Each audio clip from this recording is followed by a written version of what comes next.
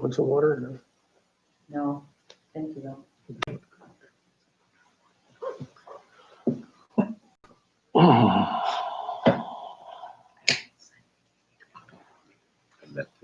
I almost said this was the first appeal we had together, but that's not untrue. Yeah. The first one was you beat me without appearing. Huh? Why Just that just my mere aura. I know. You should be very worried. Why he didn't take that offer in mediation? Right? Beyond me. He's already now overpaid it. I know. We talked about that. I mean, Downey did such a good job on mediating that, and why he didn't take that is. It was foolish of him. Oh, I wrote the biggest letter to him on. They were challenging personalities, those folks. It was the new wife was the challenging. Yeah, but They were too. No, it was him. he was the bigger challenge, but she was.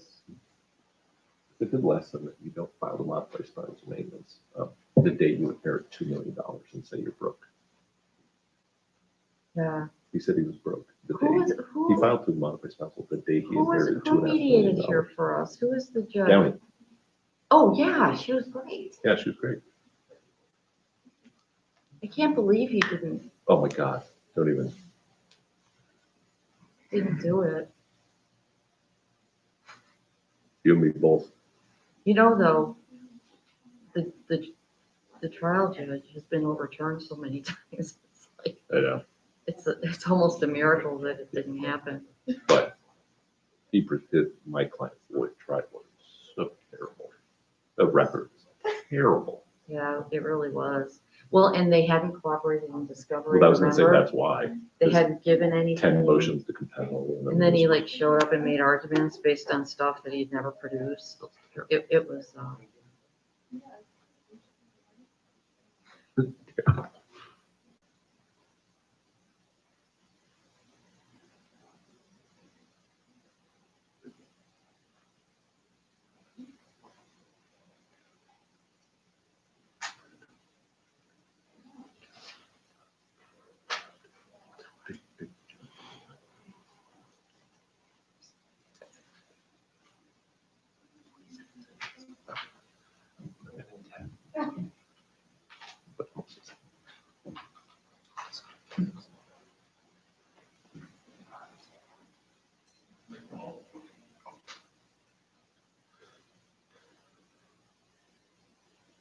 Sitting there too long.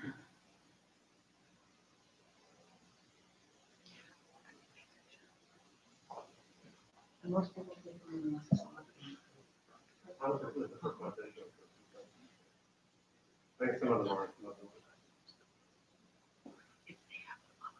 Keith, are most people taking the masks off? I haven't had anybody have them on during this.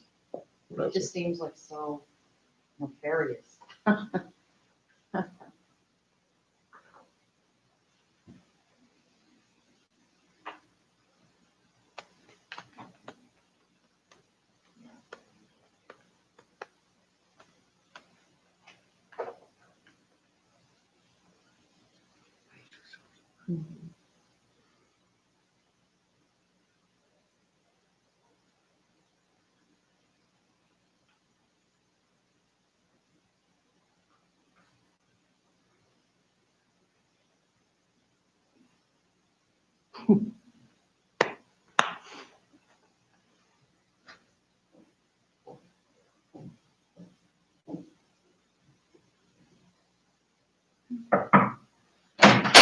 All rise.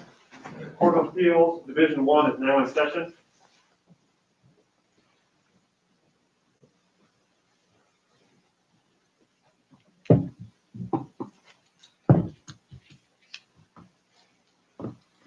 Please be seated. Welcome.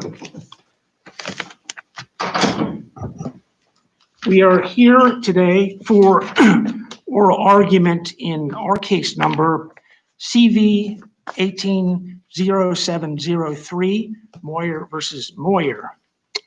Counsel, you each have 20 minutes for your arguments. If you want to reserve time as the appellant, I would just ask that you do that. yourself. We're recording, so if you could provide your name. We are recording, are we? Okay, so we'll record name and the name of your client. That would be much appreciated. And with that, let's begin.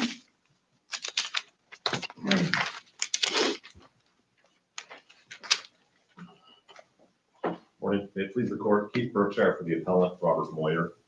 He's also the cross appellee. I don't typically start with attorney's fees in an oral argument because it's one of the most discretionary issues the court deals with. However, here I'm starting with it because the court's findings, when read together, don't lead to any other conclusion other than that the court improperly applied a prevailing party theory. Now, specifically, the trial court found that neither party was unreasonable during the litigation. So therefore, positions taken, the court already found that neither party is unreasonable. When the court went through and delineated out 7 areas, specifically 7 areas, and just divided the attorney's fees amount requested by 7, and then essentially assigned a winner and loser to each issue. Some issues that wife clearly prevailed on when you read the minute entry, the court assigned 100% of wife's fees in that area for attorney's fees, gave her 100% on that specific issue. The issues that wife lost on, they assigned 0%. So the court, when you read this, there's no way to read this other than that the court did a prevailing party theory. And one of Appley's arguments on this is that the court has to look at each issue individually and so forth. Well, that is true if you found that husband was unreasonable on spousal maintenance, and I'm awarding wife her fees on spousal maintenance. That's completely proper. Let's assume we agree with you. What's our remedy? What do we do? You have to just send it back for a remand and potentially a hearing on that issue on the attorney's fees. Just find that it was an improper application of the law on attorney's fees. And on remand, the court could determine, let's say, yeah, it was improperty as prevailing party, but the financial resources means we award wife 100% of the attorney's fees that she requested. It is possible that the trial court does something different with the dollar amount on remand based on, I mean, the court did find significant disparity. I'm not contesting. They found a disparity. However, what the court then did with that is what was improper, which is why it requires a remand with an instruction that you can't use a prevailing party per item. So again, I'm not saying that the court couldn't award the same more or less fees based on a financial disparity, but here how the court did it was simply improper. The main issue in this case is obviously the stock. And I'm going to use that term very generically as it encompasses various different items. One of the reason this case is so unique is the way that the stock was transferred. Here, Appley's main argument is this concept that the Austin and Harbor line of cases, or mainly referred to as Harbor, applies because there's some fiduciary duty between the spouses in these transactions that occur during marriage, whether they are a business transaction like occurred in the Austin case, or whether it was a post-marital agreement that occurred in Harbor. The idea here is that there is some duty between spouses in dealing with each other. And what makes the case unique here, and why we don't think the court has authority to do anything other than confirm separate property, is that the specific findings of the trial court were that husband was not involved in the transaction. The court uncontested finding to the court that this was. It's also undisputed that the husband is the beneficiary of the trust, correct? Correct. Okay. So in this, I'm not assuming this is not meant to impugn anything or imply anything as to the parties involved here. But if a husband convinced his wife to transfer property, separate property to a third party, and it turns out that third party was the mistress of the husband, and she fully intended to hold it and then give it to husband after they split up, would we treat that as an arm's length third party transaction, or would we look at it and say, no, this was for the benefit of the husband, even though he didn't tell the wife all the details, and therefore apply the cases that you're suggesting we should not apply because it was not for the benefit of the husband? And in that fact scenario, Judge, I think that you could absolutely apply Austin or Harbor in that situation, because husband had involvement in your hypothetical. Husband had involvement. He convinced wife. That's the opposite finding of what's here. This specifically from Judge Duquesne. Husband never requested that wife comply with Sam Moyer's request, or for that matter, discuss the request with wife. Husband was not involved in any way. Austin and Harbor, let's go to Austin. Because Harbor's more of just a post-marital agreement. But Austin, it was financial transactions between the parties. If you read the cases, it's always about agreements between the parties. Here, the specific finding of the trial judge is that husband had nothing to do with it. What I would say this is more akin to, if there's a hypothetical that could be raised, is husband and wife go to a pawn shop together. So if you could just stop, that was what I was pausing about. So the recording is only off of that. So you're not going to be recorded on. The microphones have been moved to council table. So do you want me to sit at council? Is that the idea? So, yeah, It would because, be heard probably. Yeah. and then I was going to say, Wow. I was told that if you're arguing up there, that we need to wipe down in the middle. That was what I just did last week when we were here, so. Right, but the I It's didn't a- have to sit It's a down. very fluid we should have, situation. yeah, and that's why I was sort of, if you I'm want happy to to go, sit down. I think we want to make a record. No, so- that's fine. Sorry about that. No problem. I was wondering why last week we had a mic and this week we didn't. So- Right, and yeah. So tell me when you're ready and then. Okay, so what I was saying, Your Honor, was that I think that the more analogous situation would be that if husband and wife went into a pawn shop together, and what husband sees wife go sell her Tiffany ring that is separate property for $1,000. And he's like in the back of his mind and says, hey, that's a great deal. I bet the pawnbroker doesn't know what it is. I'm going to go buy it for $1,500. He was the eventual beneficiary, but he had nothing to do with the transaction. Wouldn't it have to be that the husband actually secretly owned the pawn shop or had an agreement with the pawn shop that he would give the property in advance? Well, but again, husband being a beneficiary doesn't mean he has any control. This is a trust specifically controlled by his brother. He has, one of the main concept of Austin and Harbor in these cases is that the other party has something to do with it. Being an eventual beneficiary, he doesn't have anything to do with it. The reason that in Harbor you have things where there has to be full disclosure of assets, full knowledge, it has to be voluntary. Those things is because the other party is involved. Here, my client was not involved. My client is in the wings. He has nothing to do with it. He didn't He ask wasn't about aware it. of the, and I use this in the non-pejorative British sense of the word, the scheme that was set up to allow the maximization of gift tax exemptions to the parents. So the finding was that he was aware of it. The trial court did find that. And he But knew his brother would be coming to her and giving her these documents to sign off on. he knew of the type of transaction. Again, he never talked to wife about it. There's no findings that he talked to wife about. There's no findings that he pressured her in any way. Unlike in Austin, where in But Austin, we know he knew that his brother would be approaching her and talking about it. So he knew of the general scheme run by his brother and his parents of how they were taking their assets and getting it to their children. I think that's the interesting part of this too, is no one contests what the purpose of this was. The purpose was for Chick and Donna to go give this to their descendants. Wife doesn't contest that she knew what the intent was, that she never owned it in the first place, that she knew that this was where it was going. how do we write a rule that would apply the way you want it to, but wouldn't also risk a situation where it was truly, A scheme? No, I mean- yeah, but truly separate property of the wife, something that she brought to the marriage in advance, and then the husband arranges with his brother to mislead or And I think- divert her assets into a trust for his benefit without really giving her the information. And I think you have it exactly in what you said, Judge, which was that husband arranged.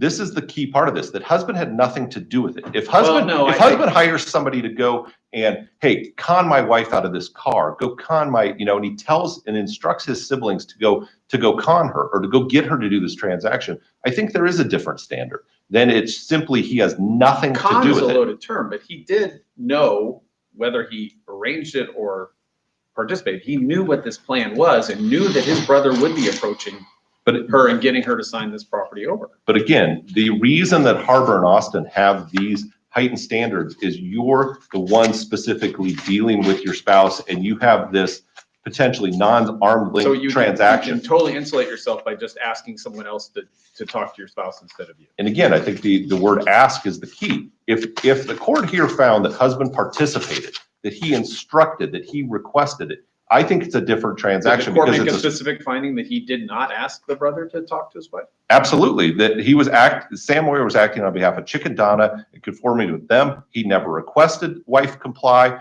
and there was no instruction there was never testimony. There was I specific read the findings. findings as there was a finding that he had never asked the wife, but there was no specific finding as to whether he There was was- involved or set up the arrangement. The only testimony on that, wife never alleged that. The only testimony on that was from Sam Moyer, that his sole instruction was from their parents, that it had nothing to do with husband. The judge accepted Sam Moyer's testimony on everything else, but this one transaction. He said he was credible on all the things. There was never any testimony in the record that husband had anything to do with this, Well, whether but it be it instructing what's Sam more or not. important? What's more important, the husband's role in the process or the possessory interest, the end result, which is this was intended to go to husband, and you have this sort of blip in the middle and an intermission, and but it's still it starts with what with wife and it ends with husband. Is that correct? Well, it starts with husband's parents. Right, and then it goes to It wife. goes and to then- wife, to a right, trust, right, to an entity, to right. husband. Why isn't that important? Well, because again, the reason the reason we go outside of just straight contract law in divorce situations with premarital agreements, that we have something other than you signed it too bad, like which was in a typical contract, is because of this relationship between the parties. Here, that is what could control. You convince somebody to do this, to sign this over. It's that relationship why there's a heightened standard. The relationship between husband and wife dealing with each other. That's where the heightened standard comes from. Here, there's no application of the heightened standard because they didn't deal with each other. Yes, he got it down the road, but I think one of the interesting parts here is look at what transactions she tried to undo. None of the other 7 transactions where she gave these stock to the other family members, the brother-in-law, sisters, etc. It's only the transactions that went to husband. So, those transactions are okay because they went to a third But party, the but court not would not husband. have any jurisdiction to undo property where it wasn't transferred to the husband, would it? Well, again, our argument is you don't have, let's face it. Let's look at really what this is. Let's say Sam Moyer is the most dishonest person on earth, and he thinks that he's gonna con all the spouses into giving these gifts back to his siblings. Let's assume that. I'm not going to admit it, but let's assume it. It's a conversion case in Nebraska in 1984. That's what this is. This is that Sam Moyer took the stock back as the trustee, converted it into the trust by taking these things. He took it. I mean, it's the same as if he took jewelry off her wrist. He took it, and then he dictated Why is what it he was any doing with it. different, counsel, that we have this intermediate entity that it's cleansed of whatever I don't know what the adjective is, but that would make it a heightened standard. So it goes from wife to husband, but it has this intermediary corporate sort of cleansing. What is the difference between that and if it had gone directly to husband, that would lead us to accept your position? What is the difference from an actual? I think the difference, Your Honor, I think is in obviously, this court has to come up with tests of how to deal with these things. The test is, was he involved? Harbor applies, Austin applies if husband's involved in the transaction. We're not going to say that if she sold to some other third party and he's not involved, it's a contract. And We can't undo those. involved is, I'm not sure what that I word think- means. Are we saying he's in the room supervising signatures, giving pens, exchanging, or you're dealing in his property? Well, again, since there wasn't even an allegation he was involved in this in any way. I mean, knowledge and involvement are 2 different things. I mean, under their test of creating this fiduciary duty where spouses have to have a fiduciary duty with separate property. I mean, I know my wife's going to sell her separate property American Airlines stock at $8 before it goes to 25. I know they're going to do this and I have to stop her. I have to have some other, proactive involvement. The allegation here, no one alleged that Sam was an agent of husband's. No one alleged that Sam was acting on behalf of husband. No one alleged anything other than Sam was doing this on behalf of his parents. Him and his parents were the masterminds of this way to, go tax-free to their children of doing this. Husband had no participation at all. His complete level of involvement is knowledge. He didn't have anything to do with it. And I think that's the big difference here. We're losing a lot of your time, so I know there's other issues you want to discuss, so maybe we should. Now, again, I think the jurisdictional issue on being able to undo this transaction deals with all the stock, but to deal with some of the issues in the cross appeal on the, what I'd call the 3,619 shares with the CBSMS account, the court did a tracing on this and found that, husband had proved that these certain shares after the 127,000 went in, that the community got reimbursed for a certain dollar value, and it was shown on the books. The court believed that and found that the community got reimbursed for this, to purchase This in is all the that. 77,500 Correct. deposit. Could you talk to us about what the evidence shows that in fact went to a community account? Where is that in the record? Well, where this money? The evidence was that it was dispersed to the community into their accounts. I mean, that was the evidence, was that they got the money back, that it didn't go into any separate bank account of husband. I mean, there was the tracing done by the court, and that was what there was, I believe it was in 1993 that the check was written back to the community on this, for the 77,000, which left the $50,000 amount that the court valued. I mean, the judge did go through the specific findings that found that in the minute entry that, husband did prove that the amounts by clear and convincing evidence, the tracing, if the funds could be traced, mere commingling didn't transfer the whole account into the community account. I mean, he went through those specific findings under the section on the CBSMS tracing. The record does show that husband paid was paid a 77,500 distribution in 1993, right? Correct. And no other distributions. That's the only distribution at issue here. I believe for this specific set of stock, yes, Right. it was from the capital account, I think was because his capital account went down from 173 to 95,326 is what the exhibit showed back in 1903, based on the books that were testified about, I believe, by Sam. Okay. And so that was the specific finding. And again, the court went through the tracing, did put the burden on husband to say that he had the burden on that. One of the other issues was these reimbursements of the Wells Fargo accounts. There was various Wells Fargo accounts that the court went through and said, wife took X dollars on certain dates, and we're basically saying those go in her, as we'd say, her column in a divorce, that you get these assets because they're in your possession and so forth. The vast majority of that was taken immediately prior to filing. Appellees attempting to say that, he didn't prove that they were wasted or something else. But what the court did is said, you got these massive amounts of money we're putting in your column absent that you proving that you spent them on a community purpose. And they didn't prove that they spent those on community purpose. They said, hey, you transferred significant amounts of money. I think it was 213 or 231,000 in that time period. Like a prairie dog. Look at the, and so the court went through on that. Now, if the court finds that it does have jurisdiction over the stock, on the other stock transfers that wife talks about, the court did go through and the stock transfers that wife's appealing, the court did go through and make essentially evidentiary, factual findings based on credibility about these transfers. The court found that these things were intended to be transferred. They proved that the gifts, they proved who had knowledge. They took the testimony, again, mainly of Sam Moyer, who was the main person. I mean, the reality is that this isn't an uncommon, I don't want to use the word scheme because it has some illicit connotation, but this isn't uncommon in family businesses as a way to transfer stock to your kids. You transfer it, you transfer their That's why I spouse. said the non-pejorative British sense of the word. Yeah. Exactly. And I think one of the things here that's really important is that Sam Moyer testified that if wife wouldn't have signed it back over to him each year, they wouldn't have done it anymore. I mean, it's kind of, everybody knows what the purpose is. I want to give my kids my assets of a very profitable bank.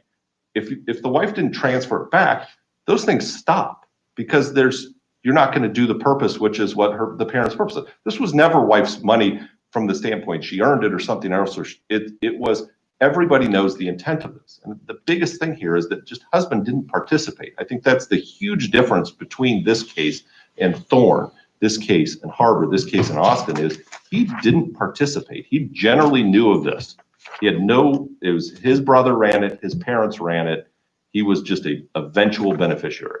And then I'll Do you want say to what- address maintenance or you want to reserve? You know, if in my minute I can do it Okay. under. Reserve. Okay. Mr. I Gerard. think it was actually 128 about.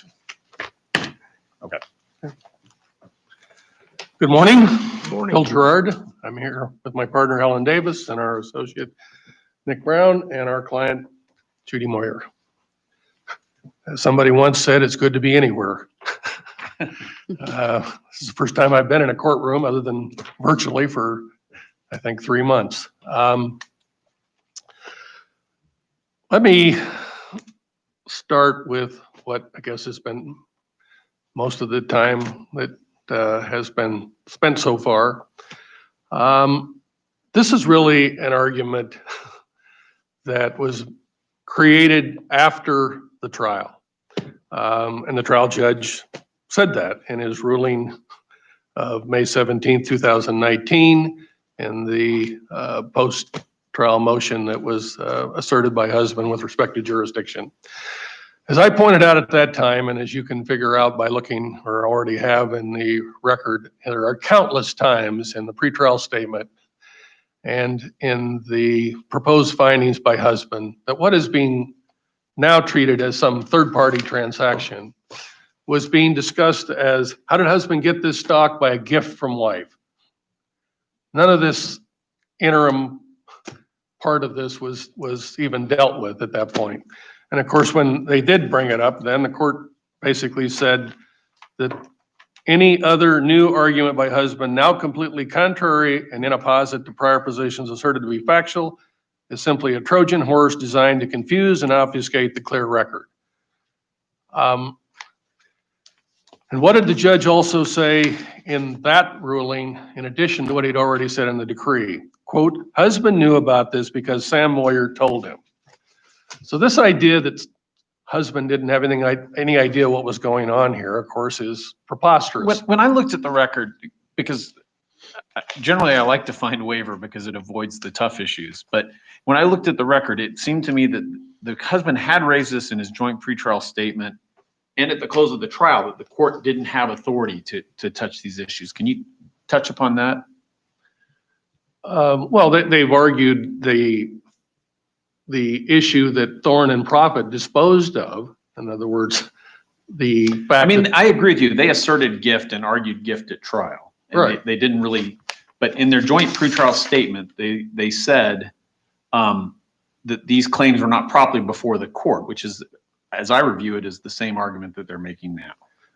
well, I don't know, because that argument has at least 3 different aspects to it. Some part of it is that you need to go back to Nebraska, Right. which of course is disposed of by the fact that, you know, Harbor was an Oklahoma agreement, and years and years and years later, Austin, years and years and years later. So this idea that you can't litigate these things in the family law court. Right, and I'm not talking about the merits. I'm saying, did they put this issue before the court, not the merits of it? Well, not in the way the case was tried. Okay. This is, that's the reason why the trial judge reacted so strongly to the idea that this was some new Trojan horse. Okay. You know, this idea that somehow this was going to go to a trust. I mean, obviously, in fact, the judge even asked at one point when they tried to explain, well, this was going to a trust. The judge thought presumptively and understandably, well, okay, a trust that, was for the benefit of each of these parties. In other words, why would wife be transferring these shares?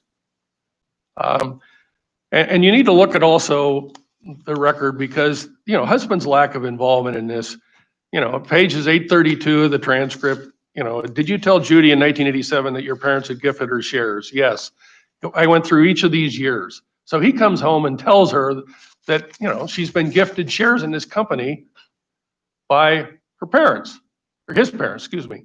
And, the record also contains her testimony about the fact that she thanked the parents for doing this. And they didn't. Your colleague suggests or argues that that's not the focal point. The focal point is you have this almost break-in causation, if we are talking about a civil case, in which you have from parents to wife, and then you have a neutral, unaffiliated actor before it reaches husband again. And at that moment, that's the key break, not so much the knowledge on each end that this is, what's your reaction or response to that?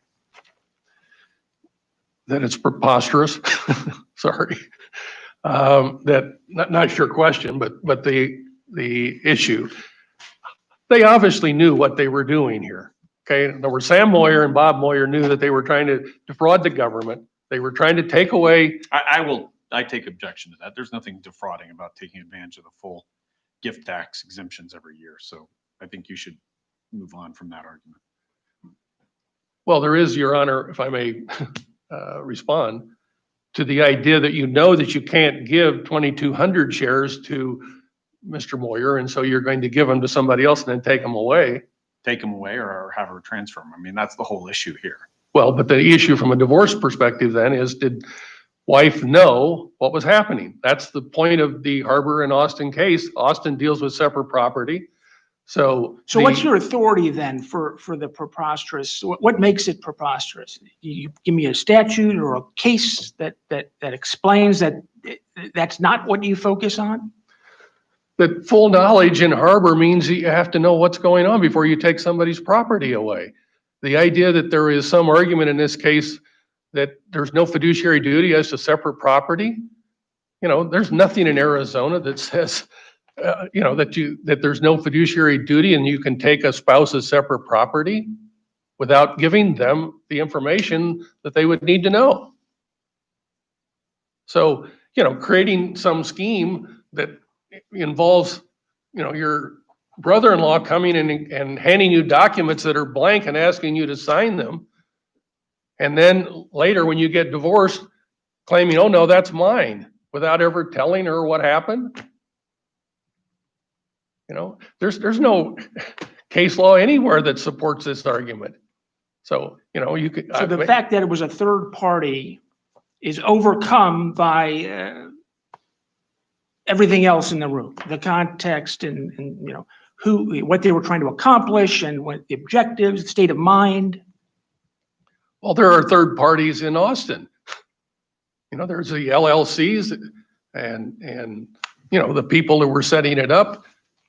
These structures can become very complicated and very convoluted, but that doesn't eliminate the core issue, which is, in this case, if husband comes home and tells his wife, my parents have gifted you stock, what would be the next question, which is, or the next statement that would comply with full knowledge? Oh, by the way, you have to give it back. Okay, well, that's all right. But there's no evidence to that effect. The evidence to that effect is that she signed at least 3 of these with the information on the page, right? I mean, there's not a.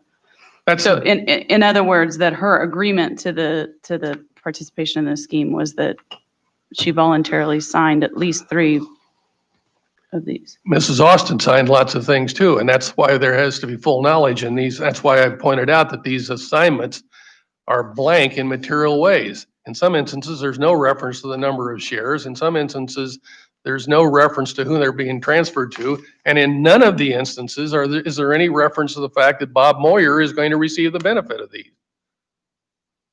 So obtaining your spouse's signature on something, even the trial judge at some point commented during this trial, okay, is this just another one of these cases where husband brings some piece of paper home and basically says, sign here, dear? Which of course is what happened. In other words, the evidence is in serious conflict about, how these documents came to her. Doesn't that fact that the evidence is in conflict mean we have to affirm? No, because the trial, with respect to. Isn't our standard view whether there's reasonable evidence to support the trial court's decision? And if there's conflicting evidence, we would presume that the trial court resolve those conflicts in favor of the husband? Not when the trial court has misapplied the law or has predicated its decision on, an incorrect legal principle, then that's automatic reversal. Which is what? What is that incorrect legal? What is that incorrect legal principle? Each of the 2 points that we've made, Your Honor, which is that there, yes, I'm sorry, that there is no fiduciary duty between spouses as it relates to separate property. Clearly, that's not the law. And second of all, that with respect to a gift, that you don't have to know to whom you're making the gift. You know, donative intent specifically requires that you do know that you're making a gift. How can you have, She you know, knew, I detached mean, generosity when you don't even know to whom you're supposedly making the gift? I didn't mean, were you kind of a- asking? No, it's all right. I'm having trouble wrapping my head around this conceptually because there's intuitively, I want to agree with you that it seems that she should be specifically told, hey, this is going to ultimately benefit your husband. But why?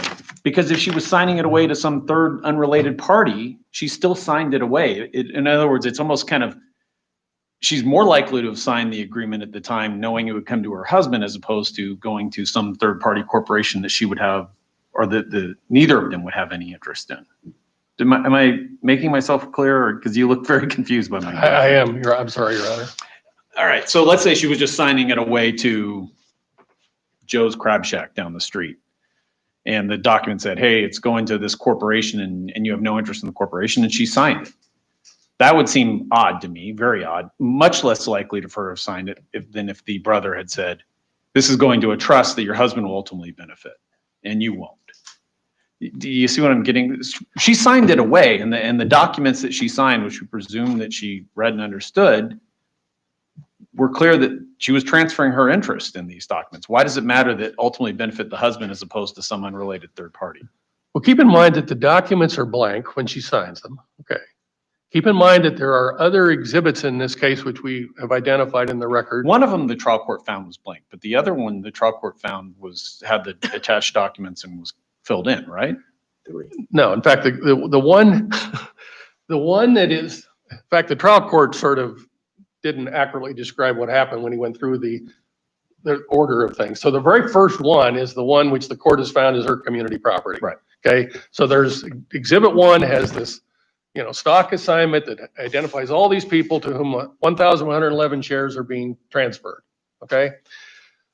And ironically, I suppose, the stock power, which maybe is one of the reasons why I have a different and more adversarial view of this than Your Honor's reaction to me, but the stock power that she signed is actually created before and signed before the certificate is actually created and given to her.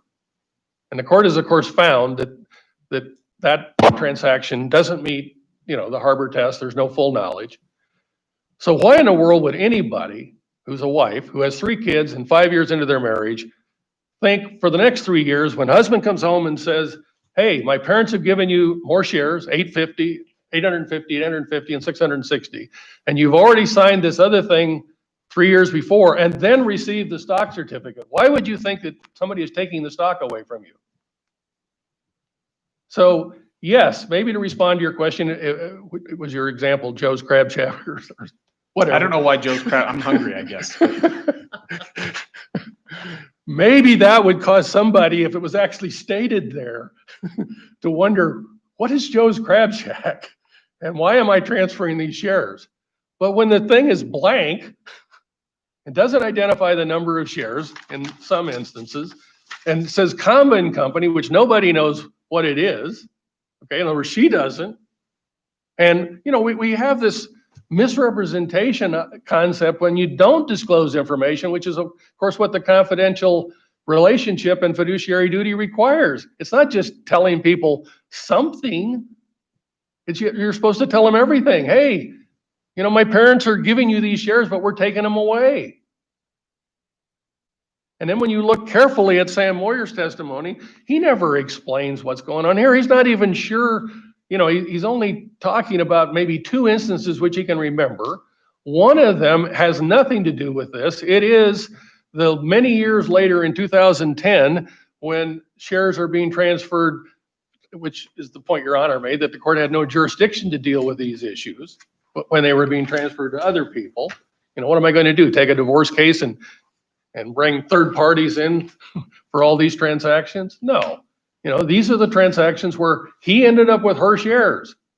And, you know, this is discovered at the time of a divorce. I know the clock's not right in front of you. You've got about 5 minutes and 30 seconds left, and I assume you'd like to talk about some of the other issues as well. Well, so many of their issues in their appeal are functions of discretion, so I don't intend to spend, any time there. Why don't we Spousal talk about the maintenance- fees issue? Because I will tell you, in reading the record, it does appear that the trial court, at least at first blush to me, that the trial court was applying a prevailing party analysis, and that's the incorrect analysis. Well, maybe this court will provide some more guidance to us family lawyers. Well, statute is its own complicated thing, which it talks about both, Would you agree, not as to the specifics of this case, but that a prevailing party analysis is not the correct analysis to use in awarding fees in family court? Actually, no, I don't, because NAP is so unusual. I was involved in that case, as you might have noticed. But, it was a situation where it dealt with a specific issue, which the court was trying to incentivize the people to, the parties, as often happens, to resolve the issues. There's going to be, when the court applies its either unreasonable position or, material difference or significant difference in assets or income, what next is it going to go to? Other case law that basically says, okay, you're now supposed to evaluate, a number of other issues in this case. So, or parts of the litigation. In other words, who has taken successful positions? Who has taken unreasonable positions? And that's buried in that, analysis. So that the court really just did something that said, okay. But the court didn't find that, and actually I think found that the parties had not taken unreasonable positions. So how I get what you're trying to do is kind of overlay a unreasonableness into the prevailing party, but. And let me just add a little bit to that. I understand what you're saying about the NAP case, but don't we look first to the statute that talks about the circumstances under which fees are awarded here? And that statute directs the court to the financial resources of the parties and the reasonableness of the positions. So once the court has found they've not taken any unreasonable positions, isn't the remaining primary question of Well, financial resources? there's a difference between unreasonableness of positions and the relative success with respect to the issues that are being litigated. The court's got to do something to analyze the outcome of each of these issues. So, But that's making your colleague's argument. I'm sorry? You're making your colleague's argument. No, I think the first level, the initial inquiry, Your Honor, with all due respect, is the fact that the court found that, there was a material difference in assets here, okay? Then it goes through. Put that to that side, and then let's talk about where do you get prevailing party, like a 341 type analysis in unreasonableness. No, what I'm saying is that once the court found that it should award fees, then it asked for the fee application. Then it has to evaluate how much in fees should be awarded. And these are all discretionary things, as Your Honor indicated. I guess it could be sent back and the court could say, okay, well, I'm going to give her all of her fees because of the disparity in assets. But, it simply made an attempt to decide, okay, no, I'm not going to give you all of your fees. These are discretionary rulings. This prevailing attorney's fees argument is simply something they made up for the appeal. There's nothing that says that the court can't. In fact, what else would the court do? It would sit there and once it finds that it's going to award fees and there's a superior asset position, it's going to automatically award all of them? So you're drawing the distinction between the award and the amount of the award. Exactly. Okay. And that's what the trial court did when it issued its initial, ruling. It said, I'm awarding fees to wife based on the disparity. Then it asked for the applications, and then it found, with the use of its discretion, that here's how much should be awarded. You're right. I've already commented, I guess, with respect to the other key issue in our cross appeal, which is, the facts are the same. So if you're going to find that there's no jurisdiction, which I can't, believe that Harbor and Austin permit, okay, then obviously there's no difference between what happened here other than she signed the back of a stock certificate as opposed to signing some stock power that was separate from the stock certificate. So it's all the same issues. You know, the trial court made these two critical legal errors with respect to gift and respect to the fiduciary duty. And when you have those kinds of legal errors, then that's what invites the reversal. And with respect to the issue that Your Honor asked about, which is the 3,619 shares that were acquired in 2020, you simply have to look carefully at the record and realize that there's no support for the fact that there ever was this $150,000 contribution. You can look at the tax returns, and I apologize, I realized at some point in going through this that on page 48 of our answering brief, there's the correct page reference of a Bates number of 2441, but then the numbers have been transposed, but somebody probably already figured that out. Thank you very much. Thank you, Mr. Gerard. Oh, the only other thing I would ask for is, so ironically, I guess, because we spent attorney's fees, we clearly would ask for attorney's fees on appeal. Thank you, Mr. Gerard, and Mr. Brookshire. Minute 28. There were 15 transactions that wife signed over. 11 were to other people. This isn't some one-time thing. There were 15 transactions. 4 went to husband. Okay, so this, from the question you had, Judge Morse, that would she be more likely to do those to the brother-in-law, sister, et cetera? I mean, of those ones, you'd think that she'd be more hesitant to do. We did raise this in the motion in limine and the pretrial, as you said, that it was raised about the jurisdiction that we contested the ability to undo these transactions. Spousal maintenance here, the main issue we have is that the lack of lifestyle findings by the trial court, and that the math didn't add up at the end of the day. Court found that husband got $2,500 of Social Security and $10,000 of income, then awarded $7,000 of that to wife, finding that she had $1,500 of income as well. So she got $8,500 based on what the court found her income was, and he got $5,500. I mean, the math simply after the spousal maintenance award, court made a specific finding. He makes $10,000 a month from investment and $2,500 a month from Social Security when he qualifies. She gets $1,500 a month from her investments. Can I have you, just in these last 20 seconds, address the distinction between the decision to award fees and what we have a Warner analysis in the civil context, which is the amount of fees, and that a successful party standard might work in the.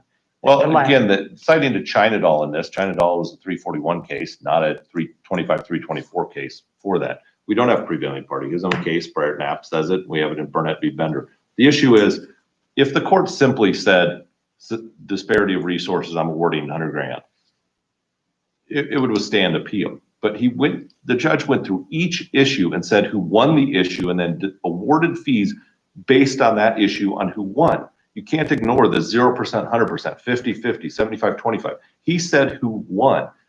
Again, that only applies in reasonableness of positions. Even in reasonableness, there's an old case called Groupser, marriage of Edsel, and then there was a case after that called Groupser that said unreasonableness is if it's an objectively unreasonable position, not whether you won. You can do it you can't do it based on the fact you won an issue. You're allowed to bring issues you don't win on as long as they're not unreasonable. That's the distinction between prevailing party, is you don't have to win, it just can't be unreasonable. The court found he wasn't unreasonable. Okay, well, thank you very much, both of you, for your excellent arguments. We will take it under advisement and have a decision in due course, and with that, we are adjourned.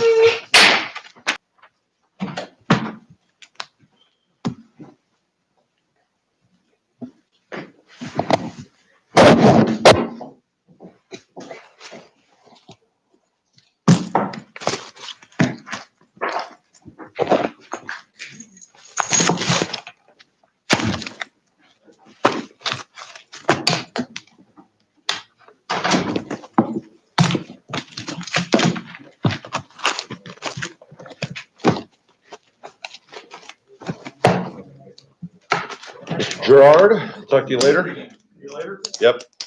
See you, Ellen. Take care. Yeah.